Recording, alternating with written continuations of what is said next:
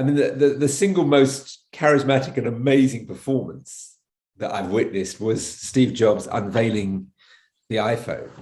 Now, I did interview Steve Jobs a couple of times, but in the most constrained circumstances at a couple of events in the UK. I think one was the launch of the iTunes store, where he's sitting there and you get 5 minutes and you never get anywhere, really. He trots out a few cliches.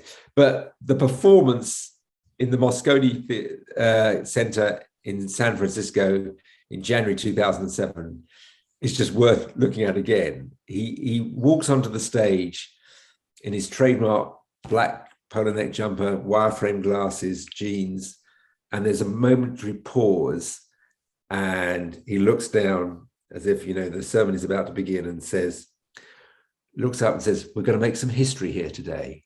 And then goes on to outline the recent history of technology, which of course turns out to be all about groundbreaking Apple products. Before then going through this mantra of, we're going to unveil not one, but 3 groundbreaking products here today. And he says, we're going to unveil a widescreen iPod with touchscreen controls, an internet device, and a mobile phone.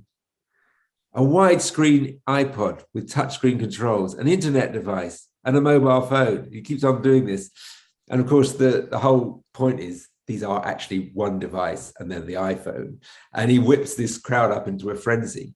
And I had 2 sort of reactions to this. At first, I thought, oh, come on, being a very British and slightly cynical journalist and unused to the kind of crowd that turns up at these events, which is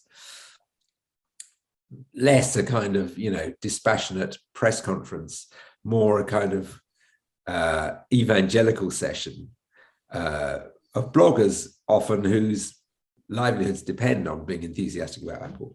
So I was cynical at first, but I was won over by not just the performance, but by the product that he unveiled, which is just one of those moments where you think, wow, that's going to change the world.